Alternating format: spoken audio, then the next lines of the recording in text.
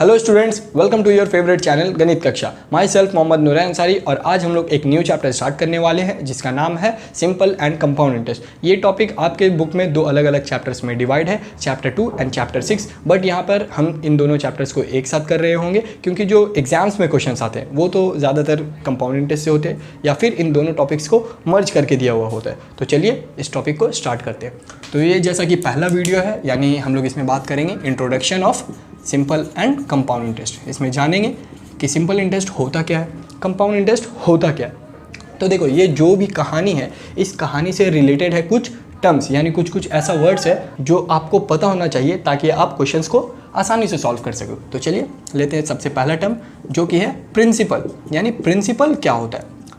तो प्रिंसिपल जैसा कि आप सभी को पता है, इस सब में ज़्यादा बोर नहीं करेंगे आप लोग को बता के। प्रिंसिपल वो अमाउंट ऑफ मनी होता है जो आप किसी को देते हो या किसी से लेते हो। ठीक है, आप किसी को दे दो कोई अमाउंट ऑफ मनी, वो भी प्रिंसिपल कहलाएगा, या किसी से ले लो वो भी प्रिंसिपल कहलाएगा। अच्छा, लेने वाला चीज़ कोई लड़का हो सकता है, कोई आपका फ्रेंड हो सकता है, या कोई ऑर्गेनाइजेशन हो सकता है, या फिर कोई बैंक हो सकता है। तो हम लोग ज़्यादातर लोन लेने वाला अमाउंट या किसी से बोरो किया हुआ पैसा या कहीं पर डिपॉजिट किया हुआ पैसे को क्या कहते हैं? प्रिंसिपल। ओके, तो प्रिंसिपल आई नो आप लोग को पता होगा। ठीक है, जो दूसरा इंपॉर्टेंट चीज़ है टाइम। देखो, ऐसा है ना कि हम लोग किसी को पैसा दे देते हैं तो ऐसा नहीं है कि हम उसको हमेशा हमेशा के लिए वो पैसा दे दिए। डेफिनेटली हम उससे लेंगे यार वापस कुछ टाइम पीरियड के बाद, तो उसी को हम लोग क्या कहते हैं? टाइम। तो time by which we have to clear our given और टेकन लोन।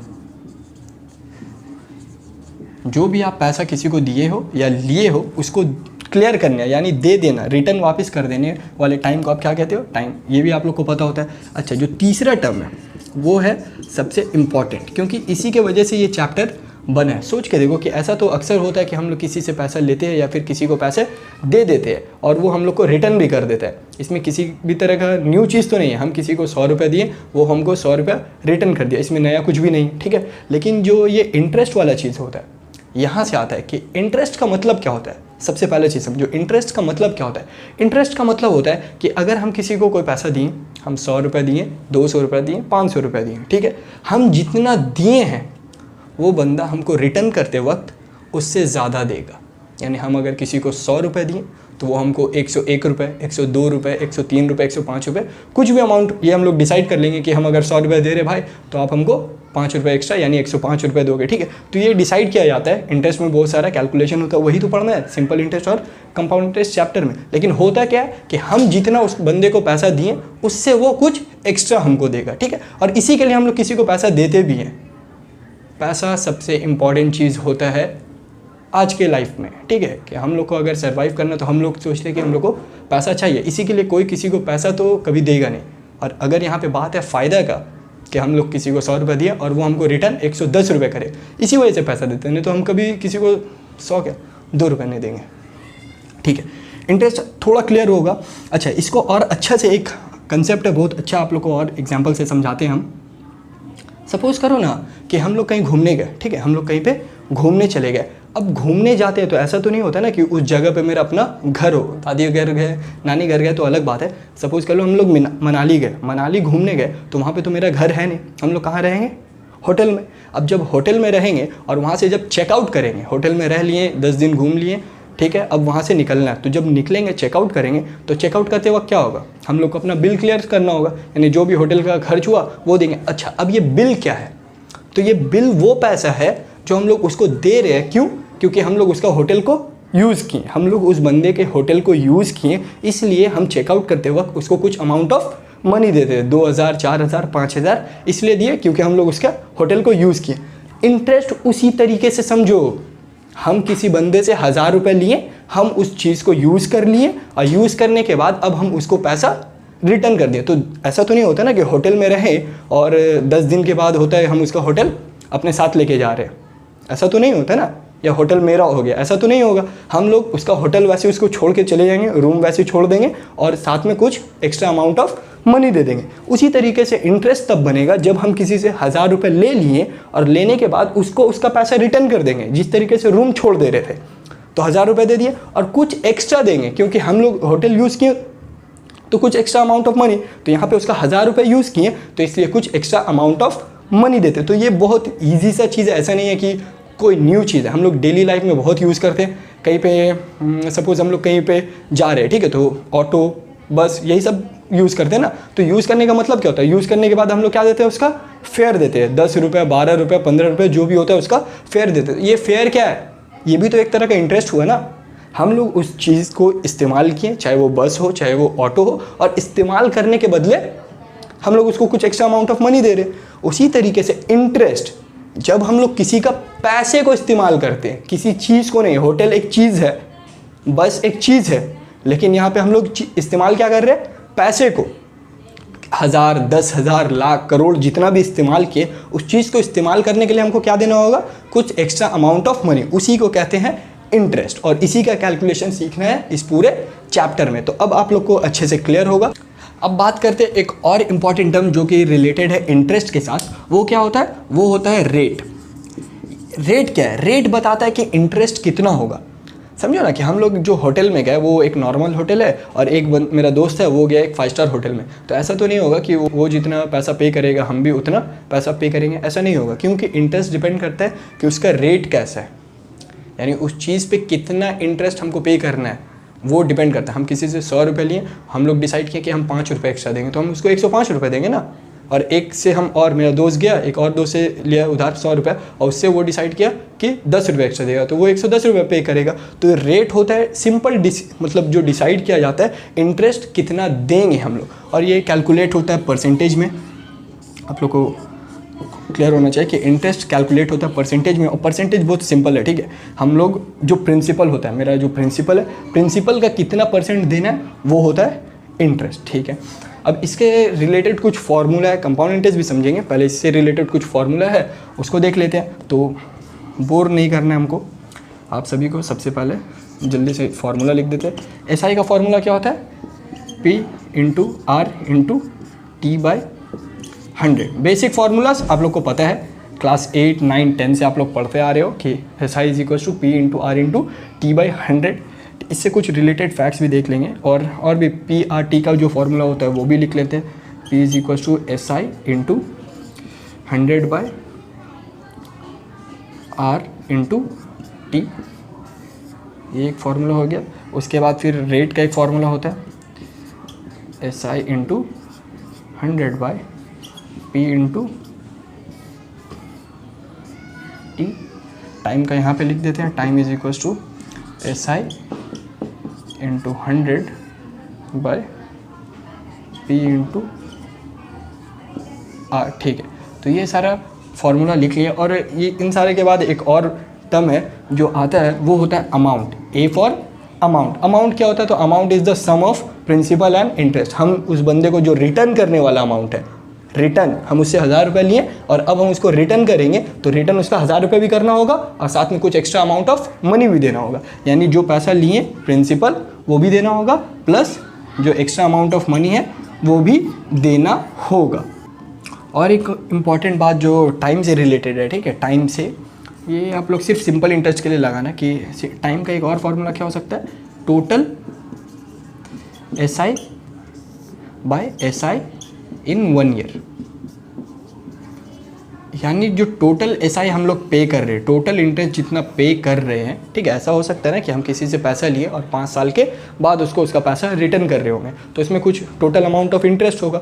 तो वो टोटल इंटरेस्ट जो हम उसको 5 साल के बाद दे रहे हैं, और SI इन 1 ईयर वो इंटरेस्ट जो हम उसको 1 साल बाद देते हैं। तो नीचे में कौन सा इंटरेस्ट होगा, जो हम उसको 1 साल के बाद देते हैं, और ऊपर में जो हम टोटल दे रहे हैं जितने भी साल के बाद। तो इससे आपको क्या पता चल जाएगा, टाइम पता चल जाएगा। कभी ऐसा हो कि आपको टोटल इंटरेस्ट गिवन हो और एक साल का इंटरेस्ट गिवन हो, तो उन दोनों को डिवाइड करोगे तो वहाँ से टाइम मिल जाएगा, ठीक है। तो ये थोड़ा सा नोट में डाल लो या फिर दिमाग में रखने के लिए। और कुछ और इम्पॉर्टेंट जो फैक्ट्स है आप लोग को पता होना चाहिए कि जो SI होता है हम लोग का इंटरेस्ट, ठीक है, तो इंटरेस्ट डायरेक्टली प्रोपोर्शनल होता है। डायरेक्टली प्रोपोर्शनल का मतलब होता है कि अगर एक क्वांटिटी बढ़ रहा है तो दूसरा क्वांटिटी भी बढ़ेगा। तो इंटरेस्ट हमारा प्रोपोर्शनल होता है प्रिंसिपल के साथ, रेट के साथ, और टाइम के साथ। जितना ज़्यादा प्रिंसिपल लेंगे उतना ज़्यादा इंटरेस्ट पे करना होगा, जितना ज़्यादा रेट उतना ज़्यादा इंटरेस्ट पे करना होगा, जितना ज़्यादा टाइम उतना ज़्यादा इंटरेस्ट पे करना होगा। तो याद रखना, अगर किसी से उधार ले रहे हो तो ये सारे चीज़ को कम रखना, कम पैसा उधार लेना, कम रेट पे लेना और कम टाइम के लिए लेना। अगर ज़्यादा होगा ये सारा चीज़ तो आपको इंटरेस्ट भी ज़्यादा पे करना होगा, ठीक है। इसके बाद जो एक और चीज़ होता है कि जो प्रिंसिपल है वो कांस्टेंट है फॉर एवरी ईयर। अब ये क्यों बोल रहे, क्योंकि देखो क्वेश्चन जो आना है वो सिंपल इंटरेस्ट और कंपाउंड इंटरेस्ट को मर्ज करके मिलेगा। अगर एमसीक्यू में आता है तो वहाँ पे ये पूछ सकते हैं कि प्रिंसिपल क्या कांस्टेंट होता है सिंपल इंटरेस्ट के लिए, और ऑप्शंस आपको गिवन होगा या फिर ट्रू फॉल्स में गिवन होगा। तो इस तरीके का क्वेश्चंस मिलते हैं। तो आपको याद रखना कि इंटरेस्ट जो होता है वो प्रिंसिपल रेट और टाइम का डायरेक्टली प्रोपोर्शनल है, और प्रिंसिपल जो कांस्टेंट होता है फॉर एवरी ईयर। ये क्यों बोले, क्योंकि जो अगला टॉपिक है हम लोग का कंपाउंड इंटरेस्ट यहीं से बनता है। तो चलिए बढ़ते हैं उसके तरफ कि कंपाउंड इंटरेस्ट क्या होता है। सिंपल इंटरेस्ट आप लोग को क्लियर हो गया होगा, ठीक है। कंपाउंड इंटरेस्ट का मतलब क्या होता है? कंपाउंड इंटरेस्ट का मतलब होता है कि ऐसा पैसा, देखो हम लोग अभी यहाँ पे पैसा लिए, सिंपल कितना आसान तरीके से हम किसी से 1000 रुपये लिए और उसको रिटर्न किए, ठीक है, जो कुछ एक्स्ट्रा अमाउंट ऑफ मनी भी दे दिए। बट कंपाउंड इंटरेस्ट के केस में ऐसा नहीं होता है। सपोज़ हम यहाँ पे अगर एक एग्जाम्पल और लेते हैं थोड़ा सा डिफरेंस बताने के लिए, कि हम किसी से 100 रुपये लिए, ठीक, और 1 साल गुजर गया, 1 ईयर, यहाँ पे लिख देते हैं 1 ईयर गुजर गया, और हम उसको 10 रुपये एक्स्ट्रा दे रहे हैं, तो हम टोटल कितना दे रहे हैं? 110 रुपये, ठीक है। अगर हम 1 साल के बाद ना दे के उसको 2 साल के बाद देते तो सेकेंड ईयर पे भी हमको इंटरेस्ट कितना देना पड़ता? 10 रुपये, और मेरा हो जाता 120 रुपये।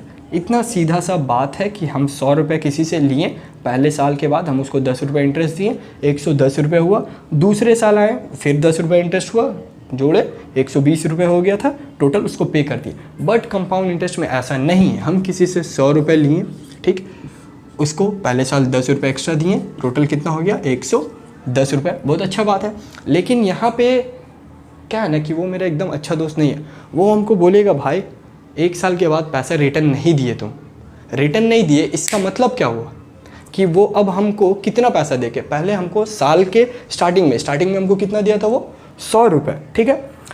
1 साल गुजरा, 10 रुपये इंटरेस्ट बना, 110 रुपये हमको अब उसको देना है। अब 1 साल के बाद जब हम उसको नहीं दिए तो वो हमको आके बोल रहा है कि भाई तुम हमको पैसा नहीं दिए, इसका मतलब अब तुम्हारे पास मेरा कितना पैसा है? 110 रुपये।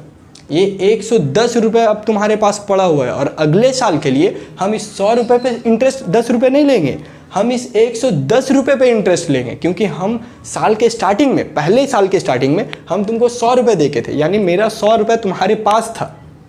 लेकिन इस साल के एंड के बाद जब तुम हमको पैसा नहीं दे रहे हो, अब तुम्हारे पास मेरा कितना पैसा है? 110 रुपये। तो हमको अब कितना का इंटरेस्ट देना है? 110 रुपये। और यहाँ पे हम 10% के हिसाब से लिए तो इसका कितना हो जाएगा? 11 रुपये, और यहाँ से बन जाएगा 121। 110 में 11 रुपये ऐड किए, 121। अब जो अगला साल होगा, हम फिर सपोज कर लो कि हम नहीं दे पाए उस बंदे को 111 रुपये उसका नहीं दे पाए, तो अब फिर आके वो हमको बोलेगा कि अब मेरे इस साल के लिए तुम्हारे पास 100 रुपये नहीं है, वो पहले साल में था, जब हम तुमको स्टार्टिंग में 100 रुपये दिए थे तब तुम्हारे पास मेरा 100 रुपये था, लेकिन 2 साल हो गया, इसका मतलब अब तुम्हारे पास कितना है? 121 रुपये। यानी तुम हमको अब 121 रुपये दोगे और तुम नहीं दे रहे हो, इसका मतलब मेरा 121 रुपये तुम्हारे पास है, और हम इंटरेस्ट इसका लेंगे, हम इसका नहीं लेंगे क्योंकि ये पहले साल पे था। तो यहाँ पे अब कितने का देना होगा? 121 का।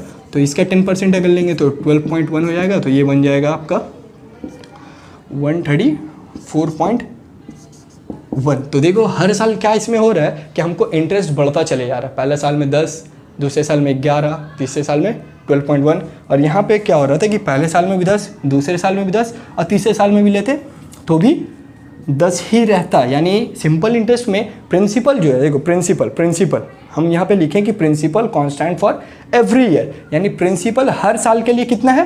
पहले साल के लिए भी 100, दूसरे साल के लिए भी 100, तीसरे साल के लिए भी 100। बट यहाँ पे ऐसा नहीं हो रहा है। ये क्या है? हम लोग का प्रिंसिपल है, और ये इंटरेस्ट, और ये अमाउंट। पहले साल पे प्रिंसिपल 100 रुपये था, एंड हुआ 110 रुपये उसको अमाउंट देना था, अब वो हमको बोल रहा है कि अब 110 रुपये तुम्हारे पास है, तो यहाँ पे प्रिंसिपल चेंज हुआ ना। तो इस चीज़ से जन्म होता है किसका? कंपाउंड इंटरेस्ट का। तो हम लोग बोल सकते हैं, एकदम नोट में डाल के लिख लेंगे, क्योंकि यहाँ से MCQs बन सकता है, ठीक है। Principal varies every year in compound interest। तो डेफिनेटली यहाँ पे आ सकता है एक क्वेश्चन MCQ में या ट्रू और फॉल्स में, फिल इन द ब्लैंक्स में, कहीं पे भी आ सकता है इस चीज़ से क्वेश्चन, ठीक है। अच्छा, ये अमाउंट देखो क्या हो रहा है, दूसरा चीज़ यहाँ पे देख सकते हैं, amount will be the principal for next year. यहाँ पे जो फर्स्ट ईयर के एंड पे जो अमाउंट आया है वही बन गया मेरा सेकेंड ईयर के लिए प्रिंसिपल। तो amount becomes principal at the end of the year. तो ये एक बात हो गया जो आप से पूछा जा सकता है MCQs में, ये एक बात हो गया, ये एक पॉइंट हो गया और ये 2 पॉइंट्स हो गया। तो यहाँ से आपको MCQs या fill in the blanks, true false मिल सकता है। बात रहा कंपाउंड इंटरेस्ट का फॉर्मूला का, तो वो भी यहीं पे लिख लेते हैं क्योंकि इनफ स्पेस हम लोग के पास। कंपाउंड इंटरेस्ट में जो आप लोगों को फॉर्मूला पढ़ना है वो है एक फॉर्मूला जो है अमाउंट का। अमाउंट क्या होता है?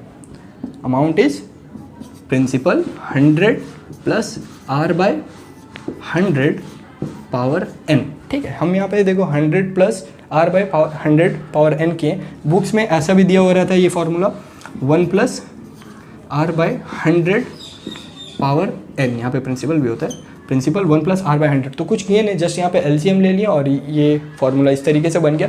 और हमको ये फार्मूला इजी लगता है क्योंकि इसमें अगर पुट करते हैं वैल्यूज़ तो उसके बाद एक स्टेप LCM लेना ही पड़ेगा ना, तो वो लेने से बच जाते हैं हम लोग यहाँ पे।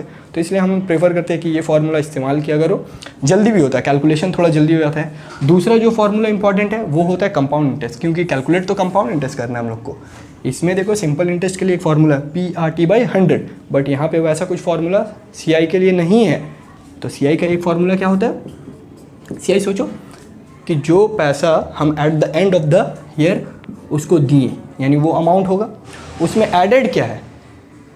एडेड प्रिंसिपल और कंपाउंड इंटरेस्ट। तो हम अगर प्रिंसिपल को माइनस कर दे, CI is equal to A-P, उस अमाउंट से प्रिंसिपल हटा दे तो जो पैसा बचेगा वो क्या होगा? वो मेरा कंपाउंड इंटरेस्ट होगा। तो हम लोग को इसमें करना पड़ता है पहले अमाउंट को कैलकुलेट और उसके बाद फिर CI निकाल लेते हैं A-P करके। ओके, एक और इसमें इस फार्मूला में जो इंपॉर्टेंट चीज़ है कि ये फार्मूला, इस फार्मूला ध्यान से देख लो, ठीक है। ये सब चीज़ इंपॉर्टेंट होता है और क्वेश्चन में बस इसी सब चीज़ को नहीं पता होने की वजह से मिस्टेक कर जाते हैं। ये एनुअली है, आई होप आप लोग को दिख रहा होगा क्लियरली, ठीक है। ये एनुअली है। एनुअली का मतलब होता है कि हम लोग को 1 साल, 2 साल, 3 साल के बाद का पैसा पे करना या लेना है, ठीक है। हम लोग को जो भी अमाउंट पे करना है वो eight the end of a year करना है, 1 साल गुजरने के बाद होगा। या डील में ये तय हुआ कि भाई तुमको साल के एंड में नहीं, महीने के यानी 6 महीना एंड होगा तब तुमको पैसा देना, तो ये सब हो सकता है। तो वैसे केस में ये फार्मूला चेंज करता है, ठीक है। तो यहीं पे लिख देते हैं हम, अमाउंट का ये फार्मूला वैरी कर जाता है कुछ इस तरीके से, principal bracket 200 plus R/200 power 2n। देखो ये फार्मूला ध्यान से देखो, ध्यान से, और ये फार्मूला है किस लिए वो भी पहले लिख लो। ये है हाफ ईयरली, यानी डील ये हुआ है कि हम लोग किसी से पैसा लिए और साल के एंड में नहीं, उसको 6 महीने, हाफ ईयरली, ईयर का हाफ मतलब 6 मंथ। एक साल में 12 महीने, तो 12 महीने में नहीं, हम लोग को हाफ ईयर यानी 6 मंथ में उसको पैसा रिटर्न करना है। तो ऐसे केस में ये फार्मूला 100 की जगह में 200 आया था। तो ध्यान कैसे करके ये फार्मूला ध्यान में कैसे रहेगा वो चीज़ सोचो। तो साल का कितना हिस्सा हुआ ये चीज़ सोचो, साल का कितना हिस्सा हुआ। यहाँ पे 1 साल था और हाफ ईयरली बोल के हम साल का कितना हिस्सा कर दिए? 2 साल, 2 हिस्सा कर दिए ना, एक 6 महीना और दूसरा 6 महीना। साल का एक हिस्सा था, उसका 6 महीना और 6 महीना 2 अलग अलग हिस्से में कर दिए, यानी 2 डिवीजन हुआ। तो 200, 200 और 2 आया। यही अगर हम बात कर लेते कि भाई हम 4 महीने के एंड में पैसा रिटर्न करेंगे तो ये 4 मंथ्स का डील हो जाता। तो 4 मंथ में साल का कितना हिस्सा हो रहा है? एक साल में 12 महीना, 4 4 8 4 12, तो 3 हिस्सा हो गया। तो यहाँ पे फार्मूला क्या बन जाएगा? बहुत अच्छे, P300 plus R/300 power 3n। क्यों 3 दिए? क्योंकि साल का 3 हिस्सा हो गया, साल का 3 हिस्सा मतलब 3n। और अगर हम बात कर ले कि नहीं क्वार्टरली करेंगे, जो हम अमाउंट ऑफ मनी पे कर रहे वो हर 3-3 महीने में पे करते जाएंगे, तो ऐसे केस में साल का कितना हिस्सा हो जाएगा? साल का 4 हिस्सा होगा ना, 3, 6, 3 9 और 3 12, तो 4 हिस्सा हो गया। तो यहाँ पे कितना हो जाएगा 400 और 4n। अब आप लोग को समझ में आ गया होगा कि ये फॉर्मूला किस तरीके से मिलता है। तो 400 plus r bye 400 power 4n। तो ये था पूरा concept simple and compound interest के ऊपर।